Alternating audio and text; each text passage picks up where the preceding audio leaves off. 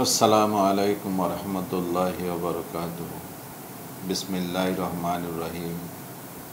আজ বিশ্ব blood cancer দিবস, সাথে সাথে নিরাপদ মাতৃত্ব দিবসও পালন করা হচ্ছে।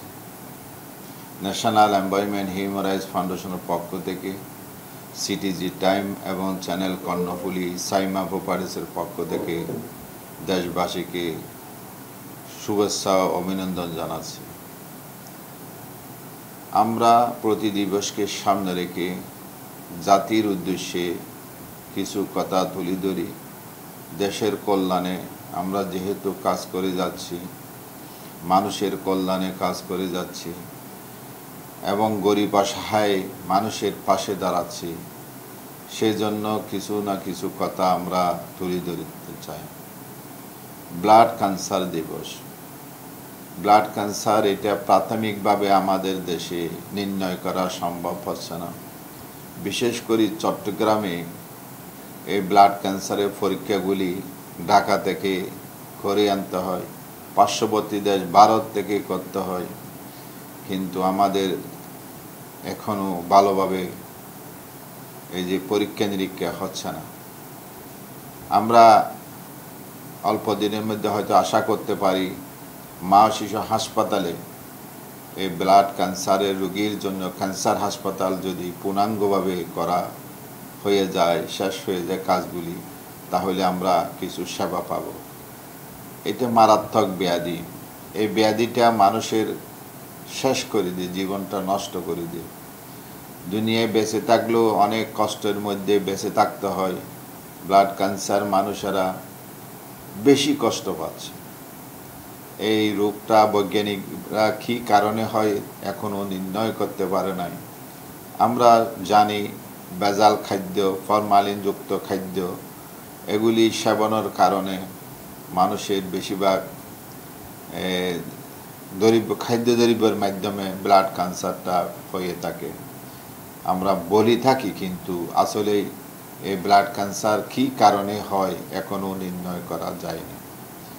তাহলে আমাদেরকে এই ডিজিটাল যুগে আমাদেরকে ভালোভাবে পরীক্ষা নিরীক্ষা করার জন্য, মানুষের জীবন যেন বিপন্ন না হয়, আমাদেরকে এগিয়ে আসতে হবে, ডাক্তারদেরকে এগিয়ে আসতে হবে।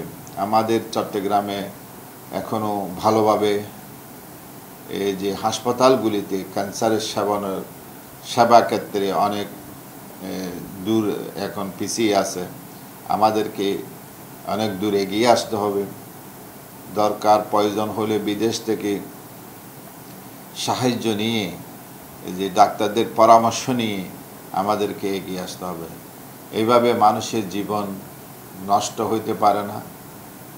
আমরা অনেক কিছু সাফল্য অর্জন করেছি, কিন্তু এই ক্ষেত্রে মনে হয় এখনও দুর্বল আমাদের দেশ।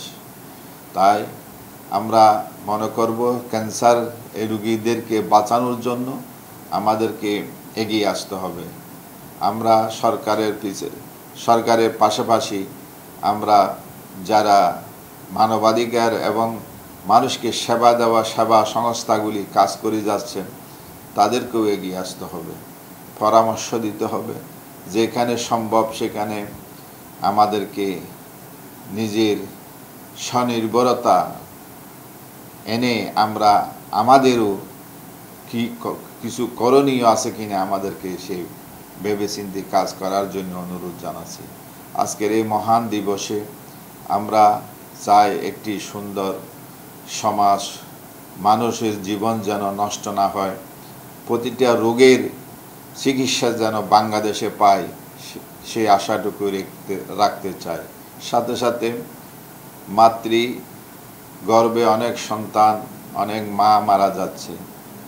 আমাদের ডাক্তারেরা বেশিরভাগ ক্ষেত্রে দেখা যাচ্ছে বিশ্বের বিভিন্ন দেশে নর্মাল ডেলিভারি করার জন্য চেষ্টা করা হয়, কিন্তু আমাদের দেশে ভিন্ন। আমাদের দেশের সাথে সাথে এই যে হাসপাতালগুলিতে, ক্লিনিকগুলিতে অপারেশনের মধ্যে বাচ্চা ডেলিভারি নেওয়া হয়, কিন্তু এটা মায়ের যেমন ক্ষতি হচ্ছে, তেমনি একটা তার পরিবারেও ধ্বংস হয়ে যাচ্ছে।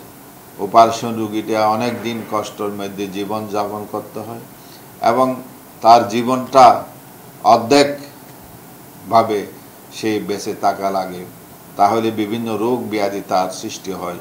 তাই অপারেশনের মাধ্যমে যেহেতু হচ্ছে এই বাচ্চাটা, তাহলে যেই পরিপূর্ণতাও অভাব থেকে যাচ্ছে।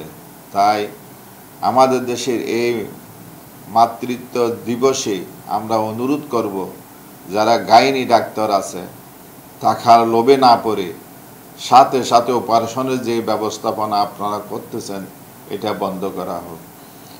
বিশ্বে যেভাবে সহজ ডেলিভারি সিস্টেম চালু আছে, সেই ব্যবস্থাপনা আমাদের দেশেও এই যে পরিচালনা করার জন্য সরকারকে অনুরোধ জানাবো, স্বাস্থ্য বিভাগকে অনুরোধ জানাবো।